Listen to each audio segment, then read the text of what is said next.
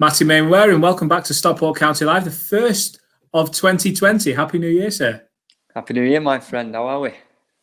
Oh, mate, you know us. Always good, ticking over. Did you have a COVID-safe Happy New Year? COVID-safe and very, very quiet, mate. Very quiet. Very boring. Very boring. Very, very boring. Yeah, as if I had a game the next day.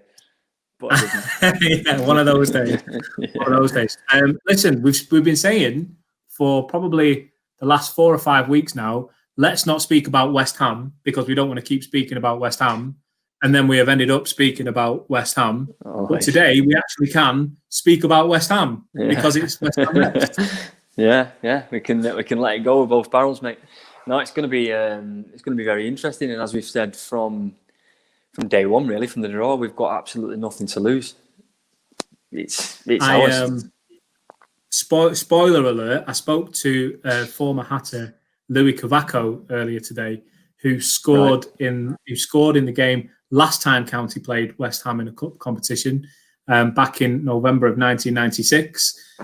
Scored in the 1-1 draw away at Upton Park, which of course led to the replay at Edgeley Park, and possibly the most famous own goal of all time, Ian Dowie absolutely planting it head first straight into the back of his own net. I'm interested to hear from Ben Hinchliffe, who we're going to bring in a moment, how he would have handled that if Ash Palmer or Liam Hogan or one of his own players just absolutely pile-drived it past him. Because of all people, I guess it's the keeper that's going to be most miffed at. Yeah, of course it is. I mean, a keeper works so hard to keep everything organised in front of him. Now, when that happens, sometimes it's unavoidable. You're going to get annoyed. But, me knowing Ben from my Preston days, he's very, very professional. He knows the game inside out now, and he probably would have just given him a pat on the back. Let's go again. Pat on the back, maybe a bit harder than usual. I didn't realise you had a connection with Ben. So you're together at Preston? Yeah, Ben's a little bit older than me. So when I was a schoolboy coming through, under 15s, under 16s, Ben was in the youth team, and I played up in the youth team quite a lot, sort of out of my age group. So I got to know Ben quite well, and Ben was very, very highly regarded there, and I think he made a pro there. And then I'm sure he went to Derby. I think he went to Derby straight away when Billy Davies transitioned. Well, do you know who we should bring in to find out? I see how you seamlessly transitioned it, as if we almost planned that. Let's bring him in. Ben Hinchliffe. How you doing? You all right? Happy New Year. Good evening to you, sir. Same to you guys. You all right? How you doing, Ben? You okay, pal? Good, yeah. Well, welcome to Stockport County Live. Let's start there. I don't know if you can hear when you're backstage. I don't know if you can hear what we're talking about, but Matt Mainwaring tells me that you guys have been in youth squads and training camps before. Yeah, at Preston some time ago. We're talking 15 years ago, maybe. Yeah, it wasn't far off. Matt was a few years younger than me, but always a good talent coming through, and it was good. Yeah. Isn't it weird that you kind of both have this Stockport County story years later? Yeah. Different times, but as I say, Ben was, I think, a couple of school years above me. So when I was under 15s, under 16s, Ben was a key figure in the youth team, and I played up into their age group quite a bit and got to know the lads. And he was very much a player that they couldn't play without. I think it was probably his second year maybe. Yeah, when you were second year, yeah. And you went to Derby, is that right? Yeah, I did a year pro at Preston and played out on loan for a year, and then obviously went over to Derby with Billy Davies. With Billy, yeah. So that gives you an insight into how rated he was, because Billy's got the pick at the time. Derby were in the Prem, so got the pick, and Billy left, and I followed him. Yeah, that's football. Yeah. So let me get this straight, Ben. You were at Derby with Billy Davies while they were in the Prem. Yes, yeah. They got promoted to the Premier League pre-playoffs, and I signed that summer. How was that for an experience? Mental, to be fair. I was on loan at Tranmere at the time, towards the back end of the season. And then obviously spoke to Billy in the summer and the team there, and obviously transitioned over to Derby, and the training ground, the facilities they had, Premier League quality, and it was a massive step up from the training ground Preston at the time. I know they've got the new one now, but at the time it was the whole setup was so much more professional, and the way things were done and everything about it was so much more improved, really. That's it's quite something. Billy Davis was quite highly rated for a while, wasn't he? Well, he still is. He did a lot of good things. Was he at Notts Forest as well? Yeah, I think he's done a few spells. He sort of went to Notts Forest and then sort of came away and went back in there. I think he's had 2 spells at Forest. I'm not too sure what he's doing now. But yeah, he was good there. Oh, fair enough. So off the back of Altrincham, don't want to speak about it for too long. In fact, before we get on to the pitch stuff, Jim Gannon's 500th game. It's only fair that I put you on the spot a little here, Ben. And I'll tell you what I'm going to do. I spoke to Jordan Keane after the game on Saturday or whenever it was. I lose track of days over that period of the year. Spoke to Jordan Keane. I said, Jim Gannon's hit 500 games. Is he a good manager to work for? Tell me a bit about him. So he gave him some praise, and then he said, the lads are all going to give me stick now for talking well about the gaffer. So I'm going to put you on the spot as well and say, how's it been working on the gym? Now he's hit 500 games. Yeah, don't send this out till we finish training tomorrow and then I'll get fined. But yeah, to be fair, he's I've been with him this is my 5th season with him now. He signed me for County. And I think out of his 500 games, I've played over 200 for him. So obviously he's had massive faith in me. And he's good, to be fair. He's probably the most knowledgeable people in football. He knows everything about everybody, every player. He knows how many goals you've scored, how many saves you've made, everything. So he's, as a coach and as a manager, there's probably nobody better for knowing everything about football. And Matty will probably tell you, he's worked under him as well. Yeah. Yeah, he's, again, Ben, that gives... all the years I've known Jim, how many years now? 12 years. He's always, in any success he's always had a strong goalkeeper. So that's sort of credit to yourself that he thinks that much of you, that you've played 200 games under him. Yeah, at County, because his opinion is very much the same as mine. I think that's where my budget would go if I was a manager. It would go on the goalkeeper. The majority of it. Yeah. I think you're going to win anything without a strong goalkeeper. I think a lot of times it's overlooked. The goalkeeping position. Generally, people tend to go for a striker or a 10 or a captain or something like that. But I think it's underrated how important the goalkeeping position is. Yeah, if you ask your back two what they want, they need that reassurance. Yeah. There's nothing better when you're defending corners. I found that the hardest part of football. Just to play the advocate though. If we were to have a striker, if we bring Liam Dickinson in here, or if we have Richie Bennett, is he going to say to you, "No, the number 9's the most important"? Or if we get, well, I'm being honest because I'm not a keeper. That's what I think. Yeah, no, fair play. No, it is testament, and it's a terrific achievement, Ben. We've got to say, when you come in and play that number of games, I mean, when you're a youngster setting out to play, to be a footballer, do you know what I mean? When you want to make your career playing football, listen, I love County through and through, but I can quite readily admit they're not the biggest club in the world, not yet anyway. But to get 200 games for a club, doesn't matter if they're not as big as Real Madrid or Barcelona, to get 200 games with a club where you're really highly respected, you win promotions, you win trophies with them, that's what the dream of being a footballer is, isn't it? Yeah, it's a strange one because I was speaking to one of my friends the other day, and I think I worked out I've played over 500 games at a decent competitive level, whether that be Conference North, Conference, or wherever it be. I've done over 200 filed as well. So it's, when you look at it like that, you think, I can remember my first game, and it doesn't feel like I played 500 games. You just sort of take the next game as it comes, and you just crack on, and it's, you don't feel like you've played that many. How was your transition? Because when you came to County, you were part-time, and there was people start to pick up on your other profession, and it must have been a hard one to balance. Just it's probably been one of the most spoken about things that hasn't really been put to you. I know probably John's brought it up in the occasional post-match, but how was it for you juggling those two roles? Honestly, it was a graft. It was hard work, especially coming into the conference last year. Probably not a lot of people know, but I used to start at 4 a.m, so I was up at 3 o'clock every day. A lot of the time, you'd say play a night game and then wouldn't be able to get the day off the day after. So you get in 4 or 5 hours sleep and then trying to get sleep in the afternoon, or you go into work in the morning and then you've got a night game at night. So you're coming home trying to get half an hour's sleep, eating, and then straight back out for a game. And then, for instance, on a Friday, I'd work. Me and Dave would get the train down to London most Fridays, and meet the lads in the hotel. So it was a graft, to be fair, but it was something I had to do. So it's just one of them things. You just sort of get on with it.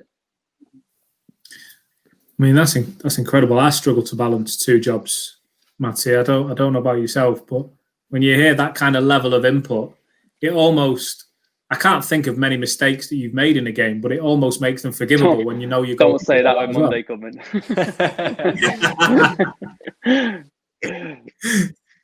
Listen, talking of mistakes on a pitch, Ben, and about Monday, I'm sure you will have all seen it now. What would you have done if you were the goalkeeper for West Ham back in 1996 in December, and one of your most experienced defenders in front of you, Ian Dowie, plants possibly the hardest header he's ever done straight past you? How would you react to that as a goalkeeper? What can you do? Yeah, I mean, you probably laugh about it after the game, but I think you'd be in more shock, and you'd be, well, without swearing, you'd be thinking, what's going on here? Do you know what I mean? It's, what are you doing? But I mean, it's one of them things. It happens, and he's obviously not meant to do it. So you just sort of get the ball out of the net, sulk about losing your clean sheet, and try and carry on for the rest of the game. Fair enough. So it's a well-worded way of putting it. Big game, though. Let's speak about it for a minute. Big game. Yeah. No Eastleigh tune-up. I mean, for me, listen, from the sidelines, you want to see, all right, Altrincham was tough, but Eastleigh was a chance that we could have gone and got a win and then springboarded into the West Ham game. Has that changed at all, the game being called up at short notice? It's changed the dynamics of the week slightly regarding when we're training, when we're not. Obviously, we would have gone into the game Tuesday and had a couple of days rest, and then gone into building up the weekend. We had Tuesday off, so we then train Wednesday. We've got the testing tomorrow for the COVID. But you speak to every single lad, they would have wanted to play the game on Tuesday just to get another game in. The likes of maybe Ash maybe would have played. And if you get John another game after missing 2. So it would have been better to get the game in. We were all disappointed when we got the message through at 10 o'clock in the morning that the game was off. But it's unfortunately, that's the way this season's been. It's been stop-start. We had it with Sutton a few weeks ago, where they didn't travel up on the Saturday, and then you're trying to shift training around, shift your gym sessions around to try and focus on the next game. And just happens that West Ham's the next game, and it's a big one for not so much us as a team or anything, but for the club, for the owners, for putting the club out there back on the map, and building the profile of the club back up to what it should be. We'll speak very quickly about West Ham in a moment, but just finally, before I bring Dicko in, I can see him itching to come in there. Can't wait for it. He's rubbing his hands together as we speak. I just want, and again, probably putting you on the spot here because I didn't brief you about this. Long-term county servant, probably played with Matty and Dicko. I'm sure they can tell me if I'm wrong. Ian Ormson left the club last year. Obviously, someone you worked really closely with him. I just wondered if you could give a bit of an insight of what it was like working with him, because he was always there with county. He didn't play a great deal of games, certainly towards the end, but he was just always there, and now he's not. How was it working with Ian? Great. Ian's a great lad. From the day I first came in as day one, obviously he was there training, and he was approachable. He was a nice lad. And then you look at even now, I still speak to him. Played golf with him a few weeks back when we could. So still keep in touch with him. I see him more as a friend now rather than a colleague. But in the whole 4 years, obviously I had room with him. We'd sit on the bus together. We basically did everything together for the last 4 years. So to see him go was sad, but unfortunately that's football, like Matty said earlier, and you've just got to sort of move on. You speak to Matty, he's probably got maybe a handful of friends he's kept from football. The more associates, and you'll see him when you meet him on a Saturday, but you'll go and play against somebody and be like, I've not seen you for ages, how you doing? But somebody like Ian is somebody you'll keep in touch with forever. He's a great lad. Goalkeepers union sitting on the bus next to each other. Who's better at golf, you or him? I'll say myself, I think though, Ben. I think with Ian moving on, I think it's different for a goalkeeper, and I'm sure you'll admit this, that it takes you longer sometimes to break into the side because there's 2 people battling it for one position, whereas you centre midfielders, your centre backs, your strikers, there's sometimes 3 or 4, and they rotate throughout the season. You find a goalkeeper you can trust who's consistent, because that's what being a good keeper is. It's consistency, isn't it? Yeah, you're going to stick with, yeah. and somebody could wait years to get a chance. So you're probably reaching an age now where you're about to come into your peak, I think. And if somebody like Ian's not going to break in now, it is time for him to move on, and it's definitely different for you, your position. Yeah, I mean, like you say, it's a difficult one because as a goalkeeper, you want to be playing. I mean, Ian wanted to play, but I was keeping him out, and he sort of understood that a little bit. And to be fair to him, he was so professional in the way he trained. He'd warm me up for games, and he'd never sulk about not playing. He was so good for me, doing everything right. I mean, if he'd have sulked, it could have affected me. But he didn't. He did things the right way, and that's what you sort of need. I mean, to be fair, we've got Josh Barnes in now, and he's exactly the same. He wants to play every game, Josh, and he's a great keeper. But I'm playing, so he goes about doing what he can to make sure I'm right for every game. Because at the end of the day, we're in it together. Yeah. Well, listen, let's speak about West Ham, and I want to bring in a big game player, substitute coming in off the bench. Here he is. Not me. Oh, you guys. Well, I want to bring in Liam Dickinson. I just say, give me a number 9 all day. No, to be fair, me and Matty, I'll sit on the fence with you, Matt. I think number 9, crucial role. No one's going to deny it. But a goalkeeper, hey, you need a good one. No, I couldn't agree more. You know what? I've played in a lot of teams, and I've played with some fantastic keepers. I think the first keeper who was in the sticks when I first signed for county was Carl Hakimi. He was on loan. He was the first keeper. He was the first, class keeper I ever worked with, and obviously we've counted the likes of Wayne Hennessy, John Ruddy, Conrad Logan, very, very good quality keepers. And I feel like in games, if you don't trust your keeper as a defence, it affects your game massively. You don't want to go back to a keeper you can't trust. You know what I mean? I feel like it's like you say, it's probably the most important player on the pitch. All jokes aside, not to blow your trumpet out, Ben. Wow, Ben, to get that out of Dicko, you've done well.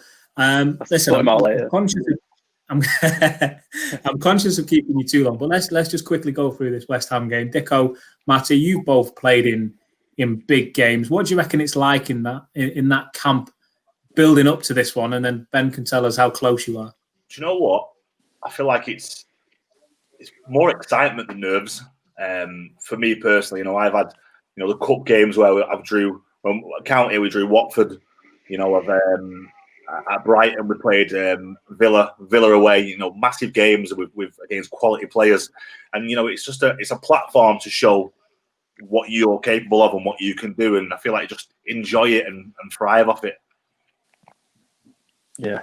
It's bang on. I mean, you've played in bigger games than me, Liam. The Rochdale final, Wembley, don't really come any bigger because there's a hell of a lot at stake. But even any FA Cup game, it's a stage for you as a player to show what you can do for your next contract. Yeah, definitely. Basically, things can change. You might have a bad run of games, do the right thing at the right time, under the right eyes, and you can move on. You can kick on. Do you know what you're both kind of saying? And I want to put this to you, Ben. Is you're both kind of saying it's potential to be a defining game, because if you go off and have an absolute stormer, Ben, if Michael Antonio breaks through and he's past Hogan and he's away 1-on-1 and you pull out some world-beating save and then we go on to penners and we win because of 2 saves, that's not just a memory bank. That's potentially sorted you out for deals in the future. You've got that on your CV. Do you think that going into a game, or can you not? I don't know. You tell me. No, I don't really think like that. It's more like you say, we've not really done anything towards the West Ham game as of yet because we've been concentrating on the Eastleigh game that was meant to be on Tuesday night. So getting in tomorrow was a sort of first day of the build-up for Monday with the COVID testing. I think we've got some sort of press in there with ITV and BBC coming in tomorrow. So the sort of circus around the game starts from tomorrow, really. With the build-up. This is bigger. This is bigger than BBC and ITV. 100%. Definitely. The future. You know what? I'll just touch on that one though. Like the old cliche where it's always we take it game by game. you don't go into a game thinking about the future. You don't think, oh, it's a big game. This could put me in a platform for bigger, better things. You go into that game to win that game and win that game only. So yeah, definitely. That's the kind of mentality you get, whether you're playing at Wembley, whether you're playing at Edgeley Park, or whether you're playing at, in at Anfield. You're not playing for the future. You're playing for this game now. So I think that's the kind of mentality for majority of players anyway. Yeah, definitely. So people like me getting excited probably don't help.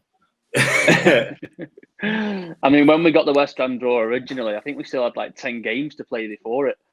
So you can't be thinking, oh, what about the West Ham game? Because you might have 2 bad games before that and you might be picked. Yeah, it kind of just sneaks up on you as well after all them games. You concentrate on the league and you're doing well in the league, focusing on performing in the league, and the next minute it's, oh, actually we've got West Brom on next week, so just after Christmas. Yeah, it comes around so fast.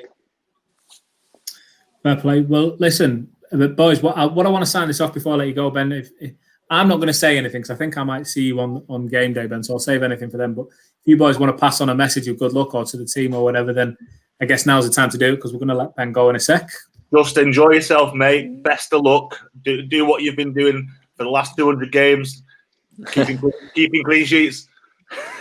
Yeah, you've got more than enough experience, Ben. I think you can be a massive leader in this sort of game. Somebody of your caliber, your experience, and your style of play. And you should be proud of your achievement, mate. You've done fantastic throughout your career as well. Not just at county, throughout your career. So well done, cheers, mate. Fellas. Nice one. Appreciate that. Nice one. Class, mate. We're watching with interest.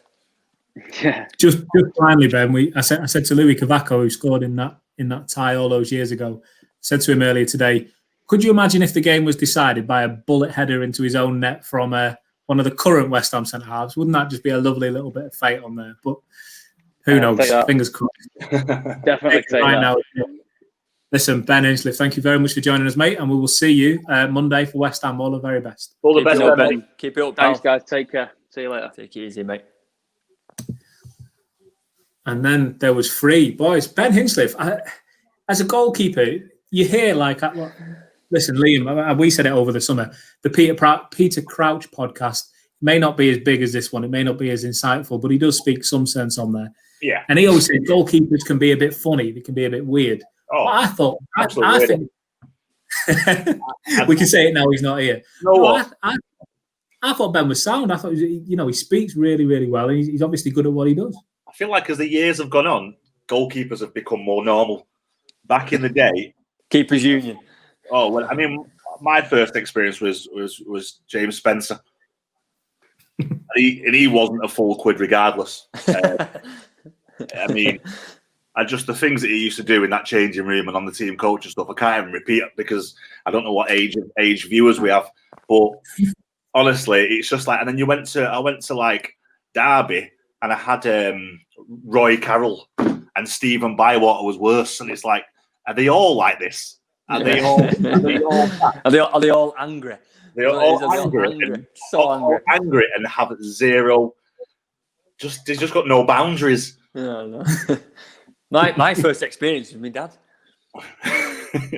Matty Mainwaring Senior. He was a keeper, Chris. Oh, wasn't he? Knows this. Yeah, he's a keeper. Oh, you were used to it from day dot. Yeah, day dot. He was decent as well. Pretty good. Everyone tells me he was talented. But the different keepers, it's all different. Well, they got the different breed. Yeah, they do, but you can't play without. And I personally think like I say, if I was a gaffer, that's where the bulk of my budget would go. If I had a small budget. Well, you say you can't play without them. I've been at some teams where you're probably better off playing without one. Yeah, so have I. Yeah, 10 men from the off. Yeah. Right, time to get a shirt out today. What shirt are you on today? It looks very red. Can you guess the shirt? Southend, is it? Southend United. Southend United. Know me soccer, mate. Know me soccer. Chris, is that fine on the Stockport County podcast? That is what. That is. Do you know what? It's there's a meaning behind this one because I thought I'd wear this one and dedicate this podcast to my former skipper Chris Barker, who took his own life last year. It was a year ago, earlier on in the week. So I thought it'd be nice to, dedicate this one to Barks, great player, great lad, and just for awareness as well, more than anything, for people out there who are struggling, especially during this time. And Yeah. You know, it's okay not to be okay, and if you're having any dark thoughts or any, you know, if you're struggling in life, speak to someone, whether it be a stranger, a friend, a family member. People are always there, and I just thought it'd be fitting to on the barks this time. Heartbreaking. Yeah, no, really, really well said there, Dicko. I have got to say, on that topic of, you know, people being made available to speak, I know I'll certainly, you know, my social media is open and all the rest of it. I'm sure you boys will say the same. What I will say is, and we get this, you know, this comes every time when we get it. John Kieran, John Whelan, who works on commentary as well. We all get positive messages and negative messages on social. But what I've noticed over the last few weeks, going to games and seeing people around the grounds, the messages that we've had about this show, saying it was the exact fix that I needed because County wasn't on. And football, for a lot of people, is everything. You know, you see, you might see your dad, your best mate, whoever at the game, you know, and if that's not there and this is providing the fix, then, you know, it's great to be a little part of that. And we're always open for those messages. And then, yeah, good message, Dicko. We didn't know that was coming down the pipe tonight. Oh, no. I just feel like, you know, it's the time of year, you know, Christmas is over, and I feel like it's a hard time at the minute with people losing jobs and not seeing family members. So, like I say, you know, I myself, I'm always there to, you know, to lend an ear, whether it be on the phone, in the DMs, whatever. And I think you know, people need help, and people shouldn't be afraid to ask for help. Totally agree. 100%. Yeah, I'm glad you mentioned that, Dicko. Let's speak about West Ham again. Move forward, because it is a big game, and I feel like although we've probably said everything that there is to be said about it, probably 3 or 4 times now, I can't help myself.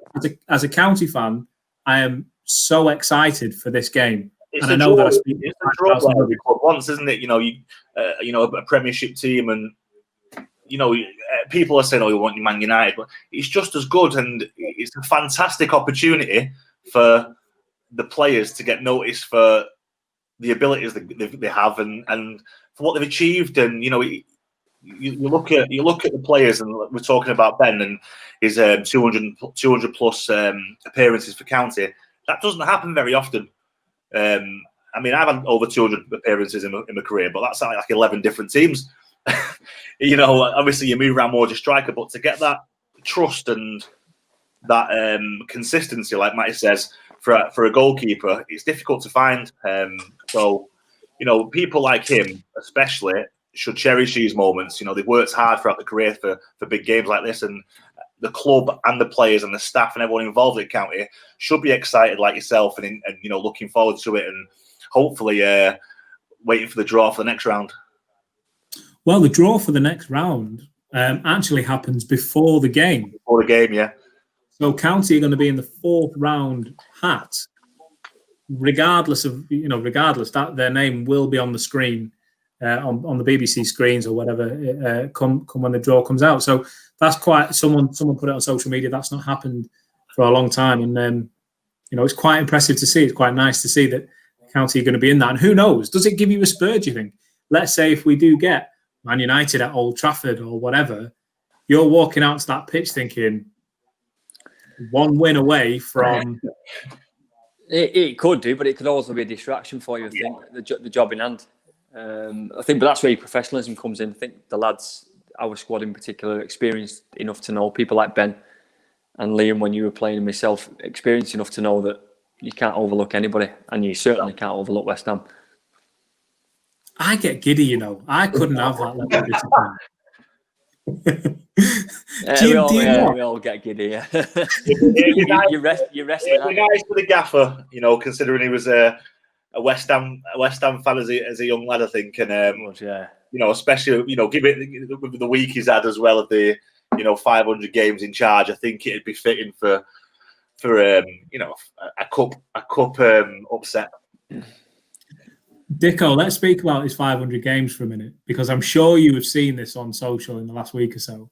Somebody dug out Jim's first interview after his first game, which you scored in, if I'm not mistaken. I don't recall it, mate.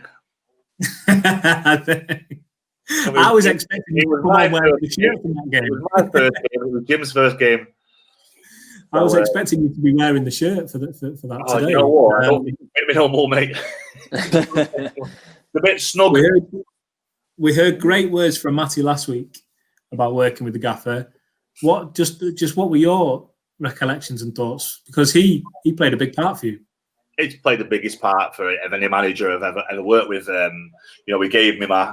I've said this before. He gave me my debut, and I'll always be grateful for that. He gave me a chance as a professional footballer, and he trusted me. I wasn't always, I didn't always play by the rules, and there was times where he could have just flirted me off, but he stuck by me. He obviously saw something in me, and I'll always be grateful for that. It was hard working under Jim because he was so professional, and me being the joker that I am, and coming from non-league, not even from like a level or two below. I'm talking. I was playing on a Saturday for £20 in the Northwest Counties.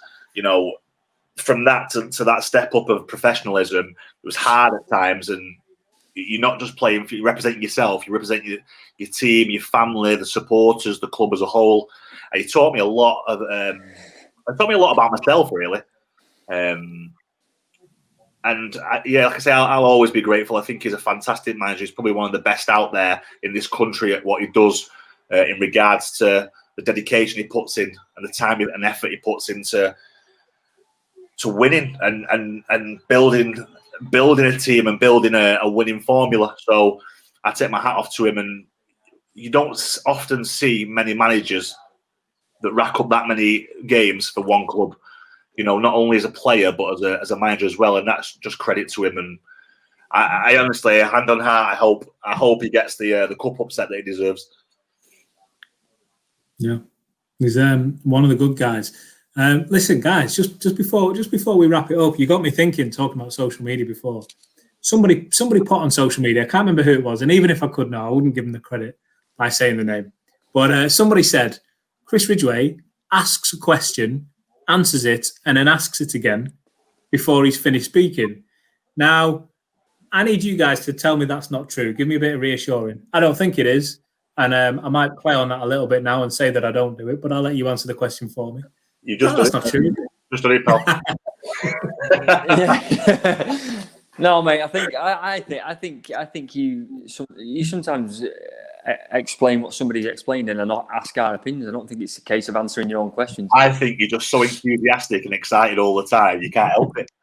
Yeah, FA Cup syndrome, isn't it? Yeah, it is. This is it, boys. This is it. Listen, I'm going to potentially jinx us. Please don't hold me against it. Can we get a prediction for Monday? I'm going to go for a 1-1 draw. Penalty shootout. Ben Hinchliffe saves the fifth. And if that comes true, I'm putting a lottery on as well. Yeah, if that comes true, you've got to tell us all the numbers. You can put mine off as well. I'm going to go.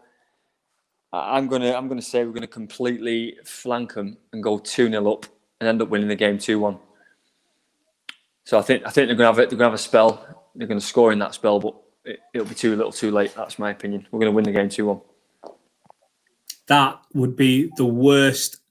I could not imagine the last 10 minutes of that realistic. game. It's realistic. That's yeah. football, isn't it? Yeah.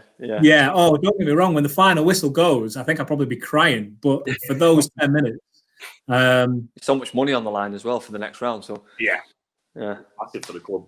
Yeah, it is. I'm gonna go with the heart prediction, and here's what I'm gonna say. I'm gonna say West Ham go 1-0 up. I'm gonna say we equalise, and then right at the end, after being under the cosh, we nick a winner. Rooney top bin from a set play. A well worked set play. Goal. Head bullet head. I just hope it's an enjoyable one. I don't see the game. I was going to say, sorry, Chris, cut you off. The game's going to be for us. Going to all be about taking chances, riding any storm that comes, taking chances. And I know we've had Ben on tonight, but somebody like Ben, you've only got to look at the Alty game. We had a bad spell where they got back into the game, then they equalised, and then Ben saved us from not getting beat. What a save. A routine save that he probably does 1,000 times a day in training. Now, that's Ben's importance. That's what he brings to the table. I think someone like that, he's going to be needed. It's a case of riding the storm and taking any chance we get, really. Who do you think are the big game players for County? I mean, the obvious one is John Rooney, but are there other players in there that you expect to see step up and, kind of be the I feel like leading the charge? On an occasion like this, they're all big game players. I agree. Everyone's I agree. stepping up to the mark. I agree. So it's like I say, it's a platform for the world to see you. And he, as a footballer, he's not going to get many chances like this to play against a Premiership side, as in the lower league teams. This could be once in a lifetime for some players. So you've got to grab the ball by two horns and just go for it. And I think, like I said, they need 11 to progress to the next round. They need 11 big game players out there. Do you know what? I totally agree, Dickon. I think the papers stink of the ones that, and this again, Liam, you're a striker. They stink of the goal scorers, the match winners. But there'll be other heroes on the pitch. Two centre halves that contain their strikers. Of course. I mean, the midfielders that cancel out their ball players. The fullbacks that win the battle against their wingers. Yeah. They'll be the ones that are going to give you a chance to win the game. Yeah. Keep you in the game at hard times. I wish we'd not brought it up because I'm nervous, or I'm just nervous now. Got a few days yet as well. Yeah, we could have spoken about anything else. But what, like dry jam? Water, what mate. is that, Dick? Water, mate. Dry jam. That is dry. That is super Dry dry. jam, mate. Me and my missus, and she opened a bottle of red last night. Wow. I've changed, mate. Pretzels and water.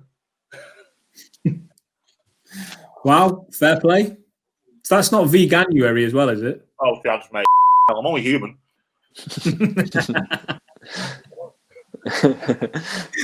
I mean, can you get vegan kebabs?